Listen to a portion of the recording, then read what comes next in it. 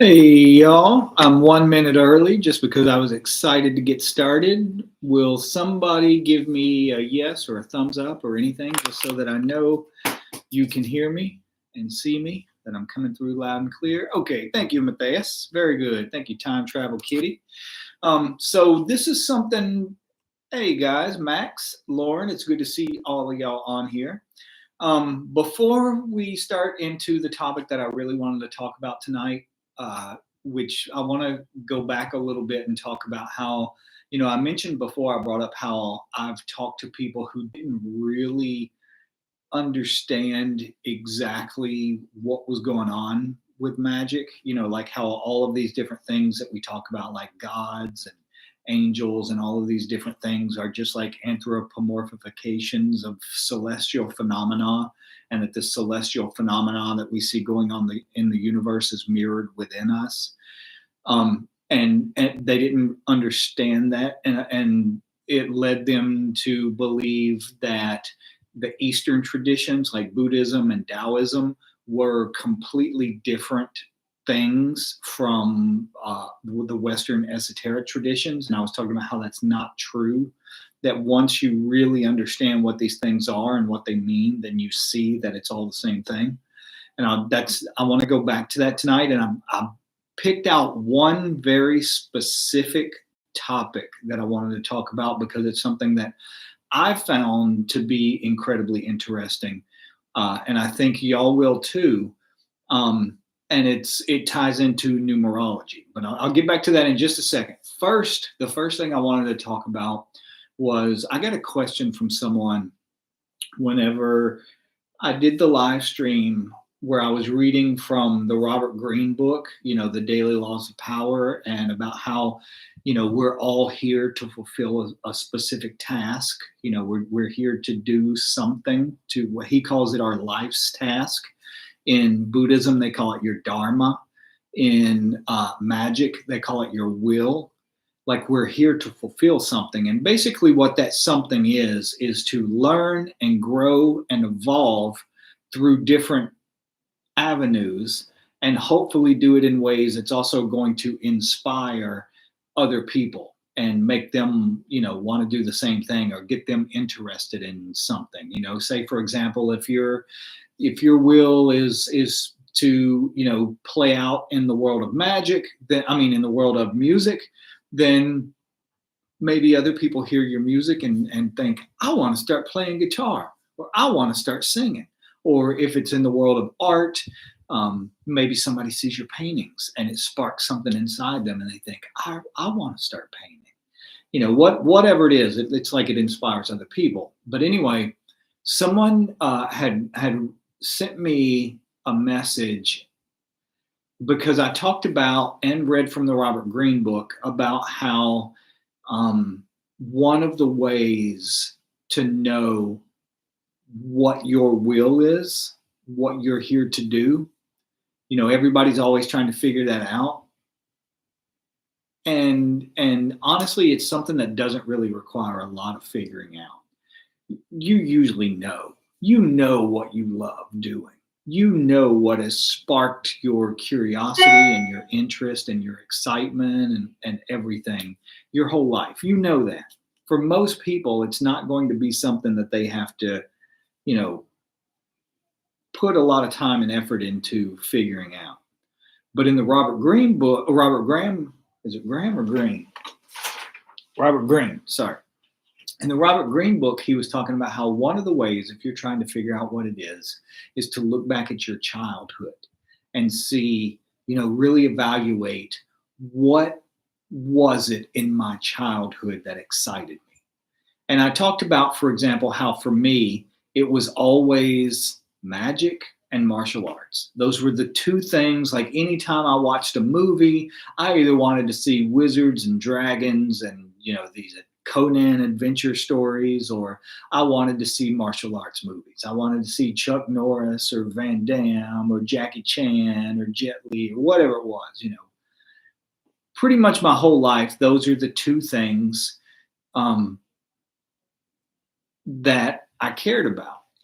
I never cared about school or earning degrees or that stuff meant nothing to me. I had zero interest in ever attending college or any of that kind of stuff. To me, like the things that signified that I looked at and to me signified if I've done those things, that means I've made it in the world. To me, those things were writing a book on magic and earning a black belt in like not just earning it but becoming it, because they say there's a difference in having a black belt and being a black belt. But to me those two things were what like epitomize, like if I could do either of those things, then I would have really done something in the world. That's what I always felt like my whole life. And it's going to be different things for different people. For some people, basically what they were asking me, let me finish this first. For some people, let's say, for example, your thing is superheroes. Let's say that your whole life from the time you were a child, the thing you really got excited about and loved watching and reading comic books about or whatever was superheroes. Well, there is no job in the real world of being a superhero. However, look at what it was about that stuff that excited you. First off, it's these people that are going on these adventures and they're helping other people. That's what a hero is. A hero is someone who saves other people. So even if you can't fly through the air and have x-ray vision and all of those things, you can still be a real life superhero. How do you do that? Maybe you become a cop. Maybe you become a firefighter. Maybe you become a paramedic. All of those things would kind of fulfill that desire, that urge, that role in your life. But someone wrote to me and asked me, they asked if I would talk more about this, because they said, what if you've never felt that? What if you've never felt excited about anything? What if you've never been interested in anything? How do you find it then? And at first I thought, there's no such thing. Everybody likes something. Everybody gets,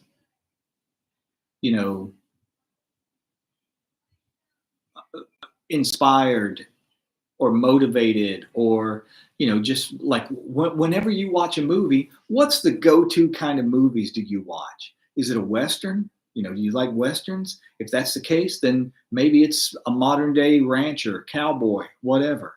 If it's cop shows or lawyer shows, whatever it is, what kind of movies do you gravitate to? Everybody likes some kind of movie.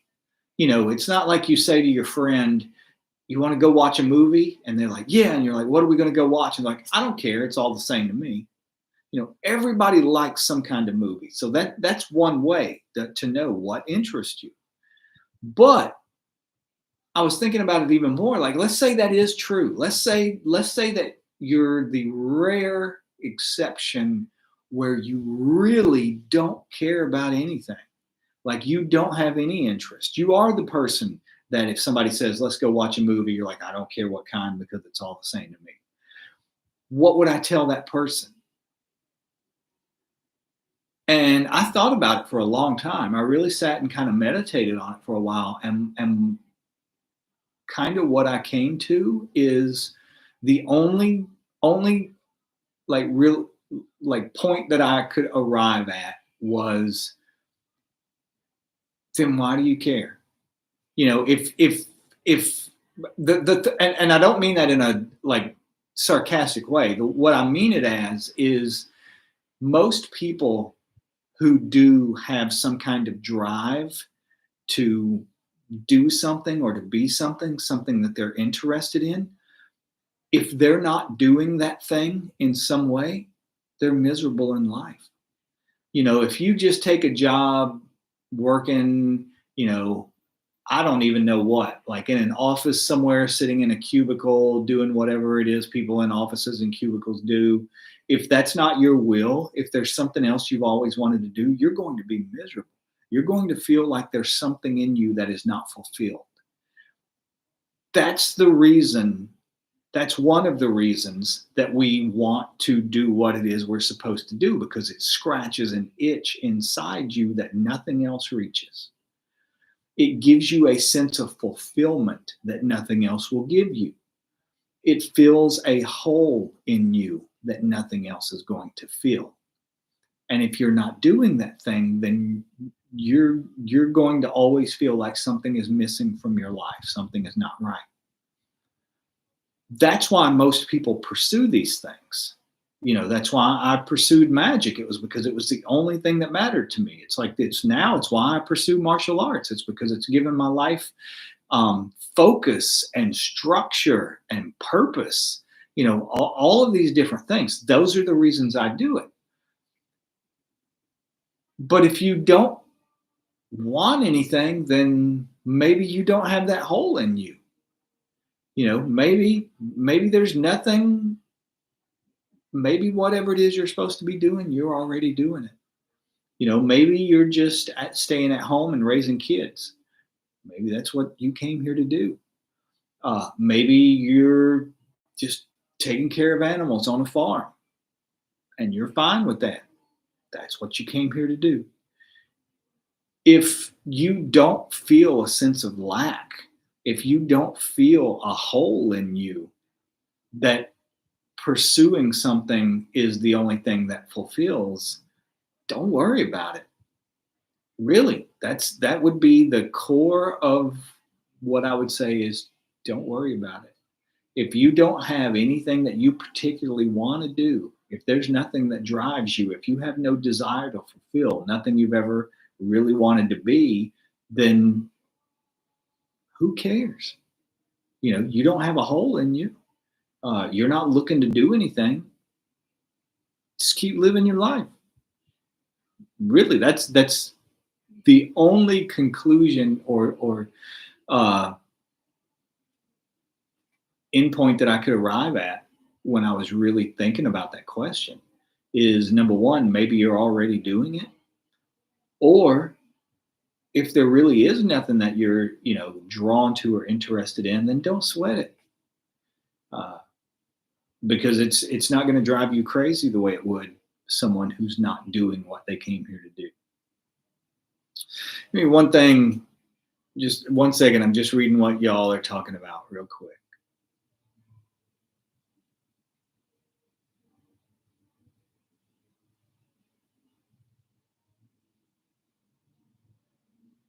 Yeah, that's another thing. Mantis says maybe now is just not the time and it will show up in divine timing. Could be that too. Absolutely. Absolutely.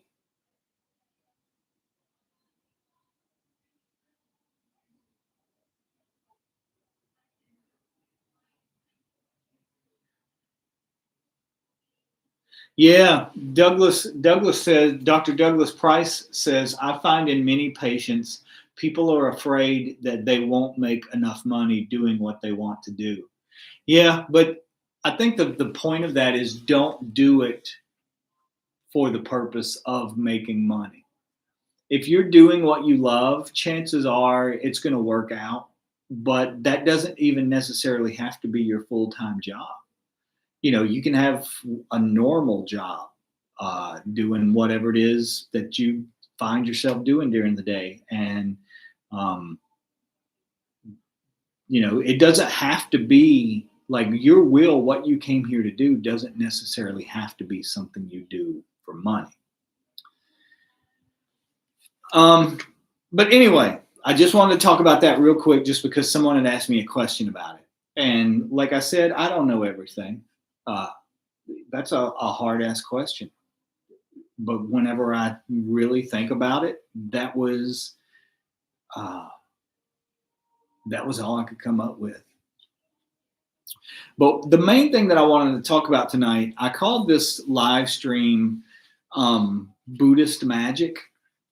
But technically, what I wanted to talk about extends even beyond Buddhism and into Taoism and also Hinduism.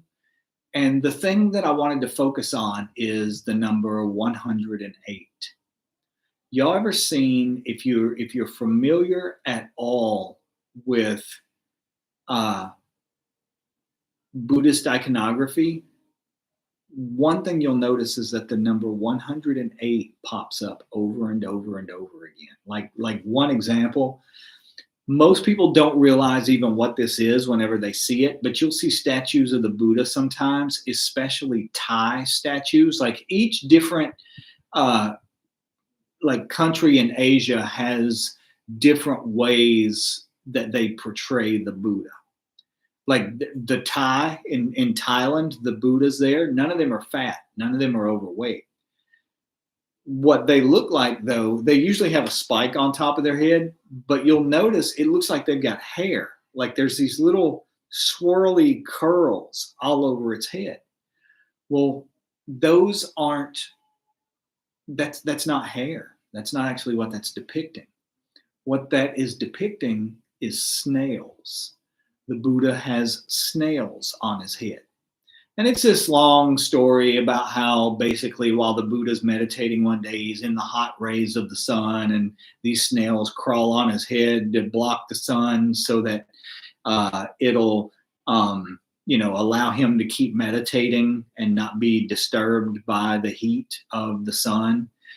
And the snails eventually dried up on his head, and then that's why snails became sacred in Thai Buddhism, is because they sacrificed themselves to make the Buddha capable of meditating for longer.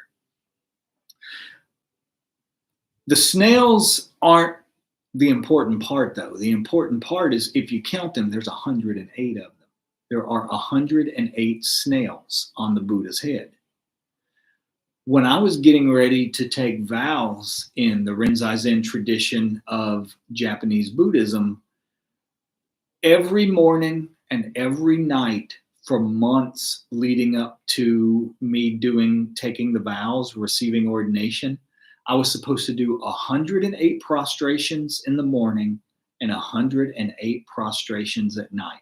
And prostrations are just a way of bowing. It's a very taxing way of bowing. You stand in front of an altar with your hands like this, and you hold them at your forehead, you hold them at your throat, you hold them at your chest, and then you drop down onto your knees, go all the way down and put your forehead on the floor, and then you stand back up and you do it again. And you do that 108 times. And basically what it feels like, what you're doing is you're doing 108 squats, 108 in the morning and 108 at night. It's like a purification process. But also Buddhist, Dustin Emerald says, Jenny Pendel says sacred burpees, and Dustin says sounds like half burpees. Exactly. Lauren Elizabeth says like a sun salutation, pretty much. But the point of it is there's 108 of them. You're supposed to do it 108 times.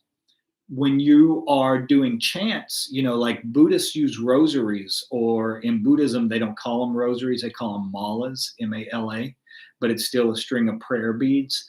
There are 108 prayer beads on these malas.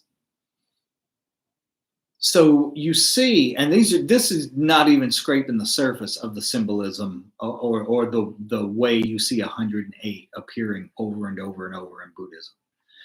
But you start wondering, what's 108? Why? Why is 108 considered, like it's considered the most sacred number, like in Vedic astrology, in Buddhism, in Taoism, 108 is like the most sacred number. And you're like, well, that's fine, that's good, all of that, but why? Why? Well, if you're looking at magic, Western magic, it's the same thing as when you see that number 72 popping up over and over and over. Like it's in one of the Gospels, it says that Christ has 72 disciples. In the Egyptian stories, it says that when Set goes to slay Osiris, he has 72 co-conspirators.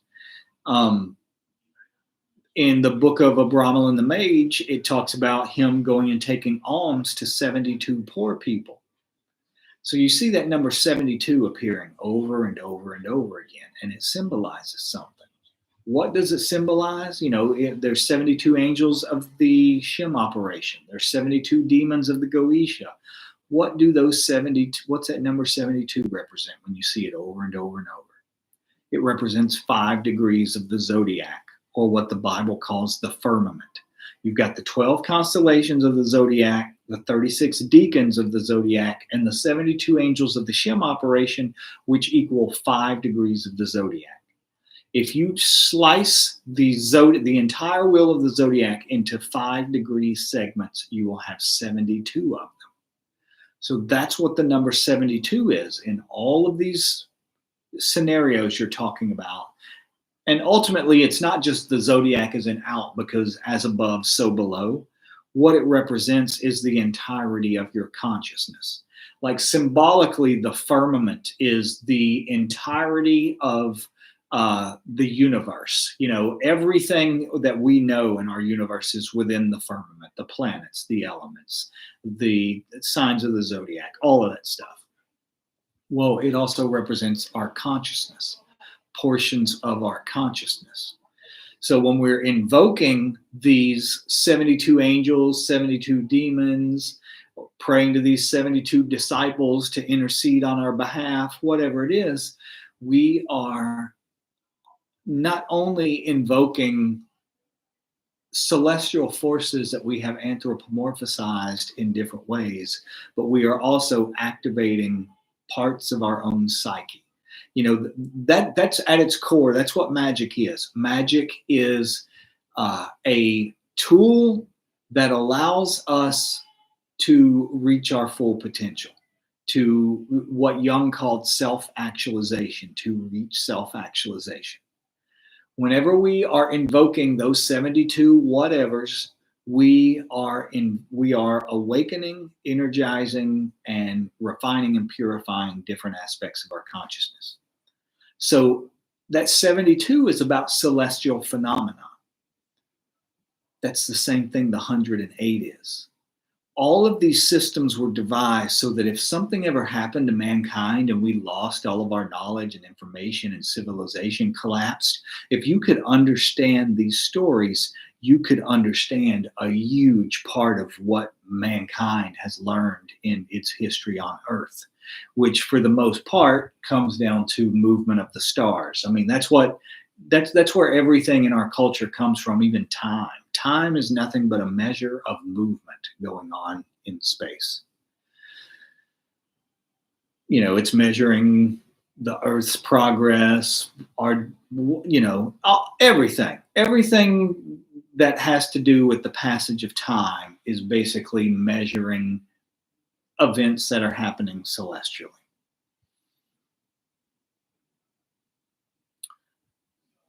The 108, where does that come in? Keep in mind, like in the Bible, people try to figure out what were the watchers. It says that in the book of Enoch and in some of these stories, it talks about how mankind learned magic from the watchers. And there's all these crazy ass stories. Just reading what y'all are talking about. There's all these crazy ass stories about how the watchers were these giants that had, children with human women and all this kind of stuff. And, it's basically turned into these myths and fairy tales. But what is a watcher? I mean, if you break down the word watcher, it means one who watches. One who watches what? The heavens. Watchers were people who monitored the heavens and kept track of everything going on up there and studied everything up there.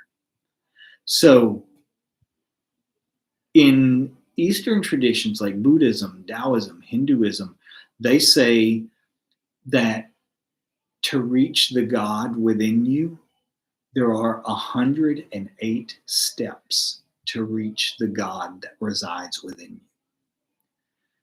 I wrote down some things. I've got my little notebook here. I made some notes just so that I didn't want to forget, so I wouldn't leave anything out. But keep in mind, watchers, just like in Leela said, they watch the heavens at night. Absolutely. The diameter of the sun is 108 times the diameter of the earth. The distance between the sun and the earth is 108 times the diameter of the sun. The distance between the moon and earth is 108 times the diameter of the moon. In Vedic astrology, it's a little bit different from Western astrology. In Vedic astrology, they observe the movement of 9 planets through 12 houses. What's 9 times 12? 108. In Taoism, trying to make sure I'm not leaving anything out. In Taoism, they recognize 27 constellations.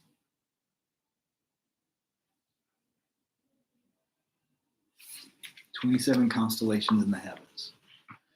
When we're doing magic and we're invoking the deacons of the zodiac, the angels of the deacons, what we're doing is dividing each constellation into 3 parts of 10 degrees each. That's what the angel of the deacons of the zodiac represents. It's just one constellation divided into 3 equal parts. The Shem operation is just the same thing divided into 6 equal parts.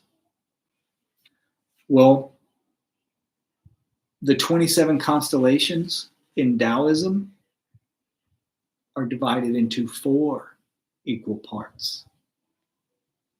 Divide 27 constellations into 4 equal parts. And how many parts do you have total?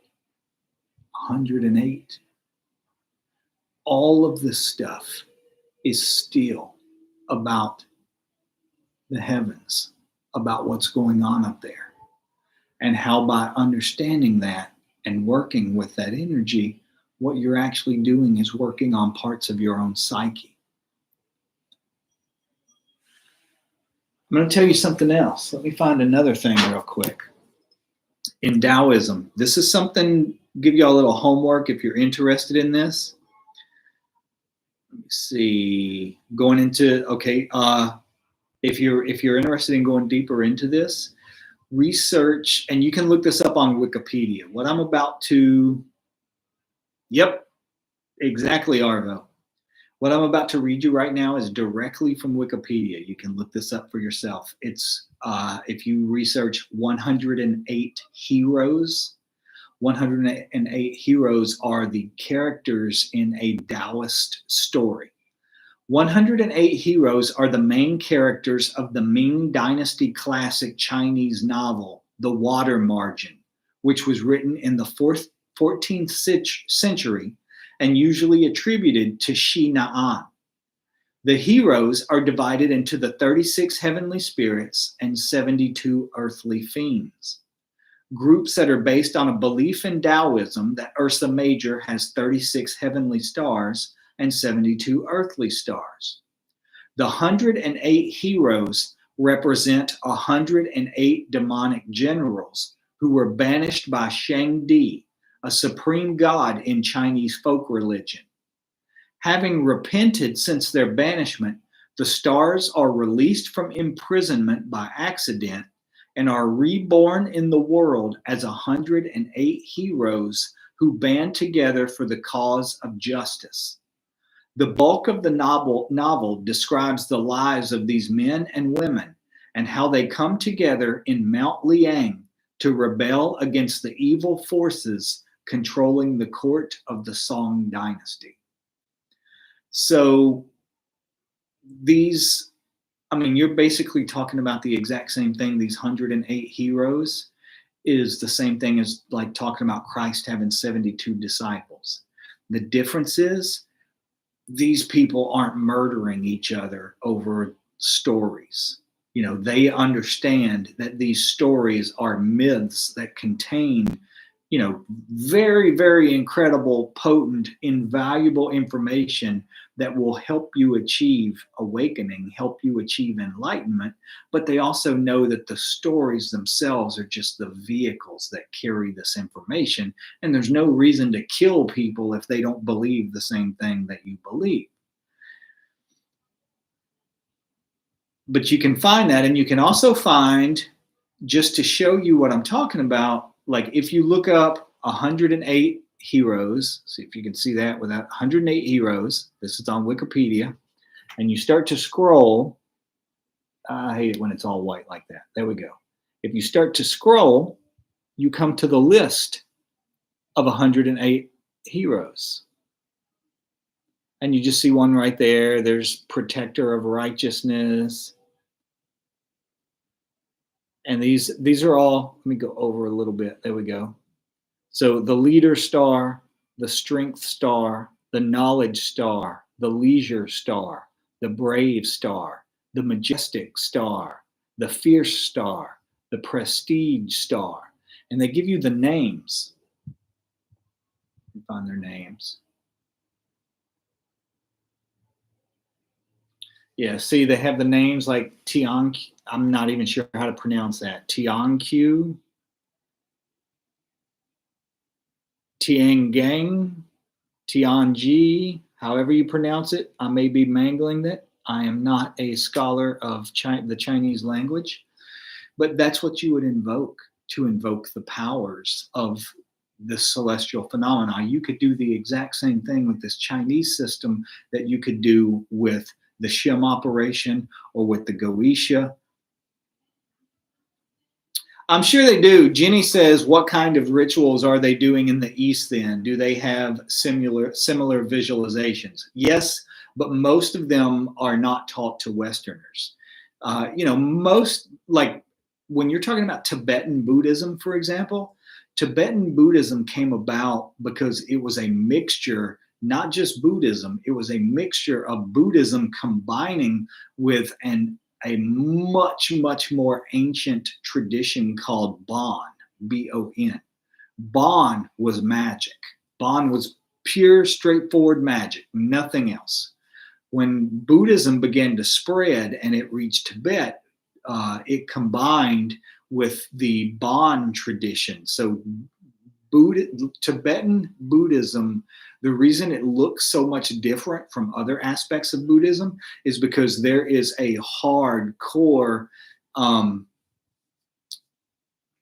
magic practice at the heart of it. And this is usually not taught to Westerners.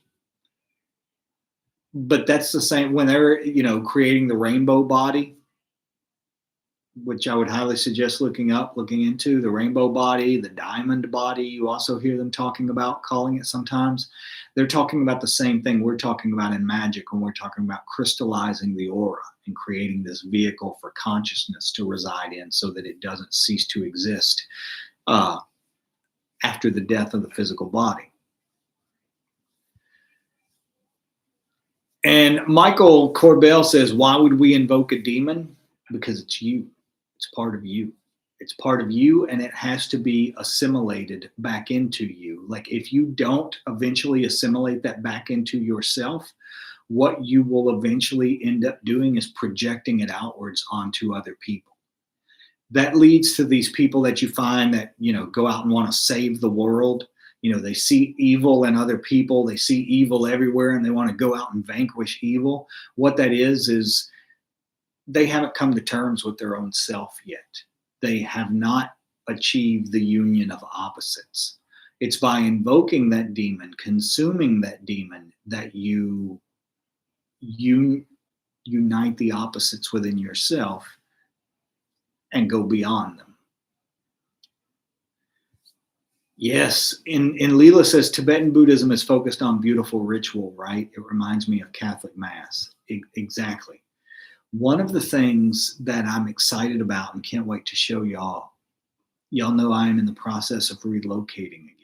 I'm not going to talk a lot about it until it's done, but I'm waist deep in it right now. There is a vast, beautiful Buddhist monastery 10 miles away from where I'm going to be living. And I can't wait to go there. I'll go there at least once a week, just to go there and sit and meditate, or go there and sit to incubate and absorb the energy of the place. But also, I want to be able to take videos and pictures and stuff to be able to show y'all.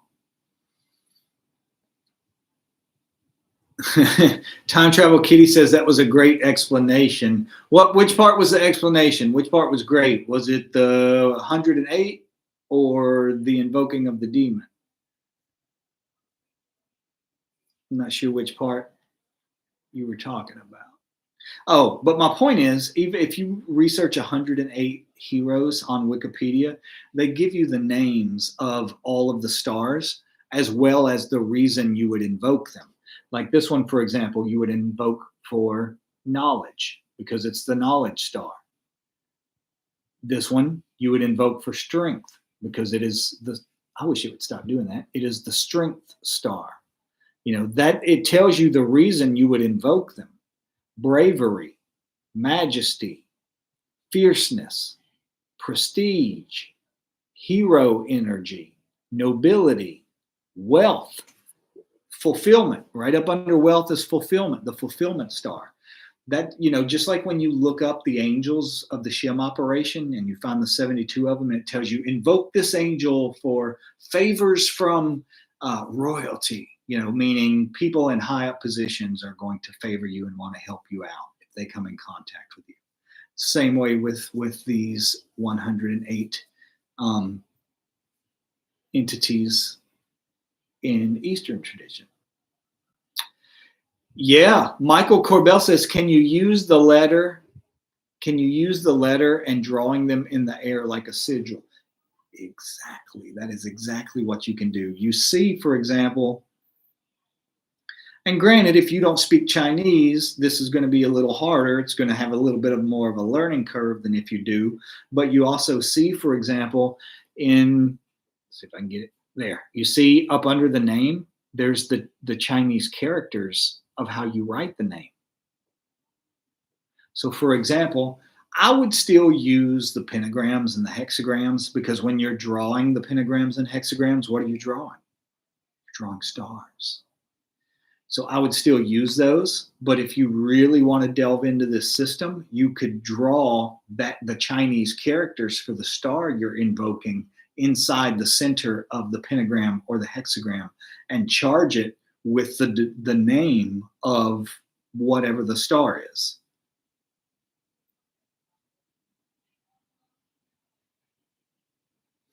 Dustin says, so the idea of crossing the stream, should you not use these ideas in rituals of hermetic angel work? What context may not be appropriate? I'm not sure exactly what you mean, Dustin. I wouldn't advise trying to do both of them together, just because you're going to get confused. Most people don't even have a really firm grasp of the entirety of the Western tradition yet, much less when you start throwing in, random parts of Eastern traditions. It's like they're not going to understand what they're even doing. I would say stick to one system, and, it's going to take you years. Like the Western tradition, I've been studying and practicing for 35 years, and about 35 years now, and I still don't understand all of it. I have my knowledge and understanding of like the Eastern traditions is minuscule compared to my understanding of the Eastern traditions. I mean, now once you understand the Western tradition, then you can kind of look at the Eastern traditions and you can match them up and see what, just like being able to figure out that, okay, if all the stuff in the Western traditions is symbolic of celestial phenomena, then all the stuff in the Eastern traditions must be too. And then you can set about figuring out what's what.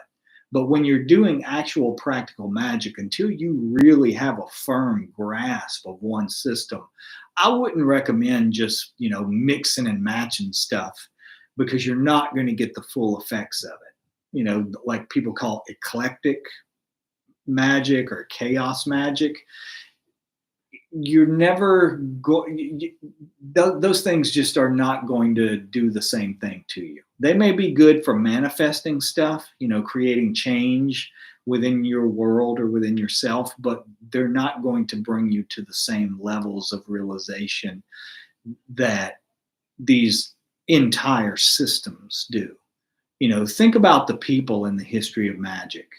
Everybody from Athanasius Kircher to Levy to all of these geniuses in the world of magic.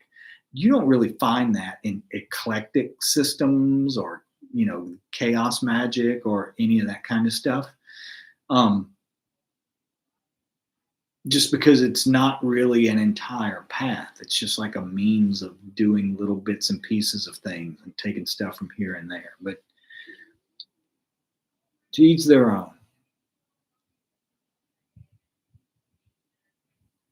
Yeah, Arvo says, top-notch entry here today. I think the concept of demons and people who want to save the world could be a whole other topic. Definitely, I have been accused of being apolitical, but also like cats. Well, the thing about that stuff, about people who want to save the world, this is one of those controversial things. Like, a lot of people don't take kindly to hearing this. But what it usually means is they're not comfortable in their own skin. They don't, just to put it bluntly, they've got issues with themselves.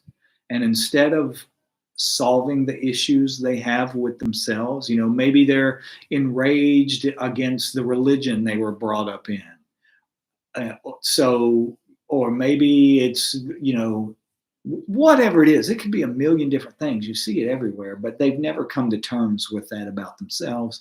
So therefore they project it outwards and declare a war on, could be anything, could be political parties, could be religions, could be really anything.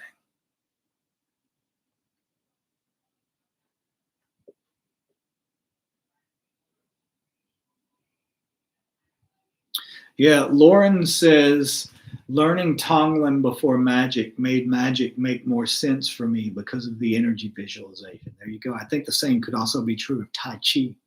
Tai Chi or Kung Fu, either one. If you are in a tradition of Kung Fu where there's a strong element of energy cultivation, I think that could help as well. But the reverse is also true. The more you get into those things, the deeper your understanding and a real practice. I don't mean, somebody who just reads books on it or what have you, but somebody who has a really firm understanding of the practice of those things, it transfers over. If you really have a basic understanding of those things, it's going to help you understand and visualize with magic. If you really have a grip and a grasp of magic, it's going to help you with those Eastern traditions as well. It goes kind of both ways. That is absolutely true, Max. Max says changing yourself changes the world because thoughts create reality. Okay, I'm going to get in trouble if I don't get off of here. I'm only supposed to be on here for 30 minutes, and I know Lori is keeping track of time.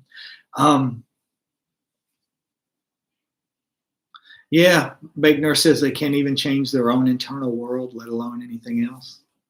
Pow, pow. There you go. So I'm going to stop there for tonight.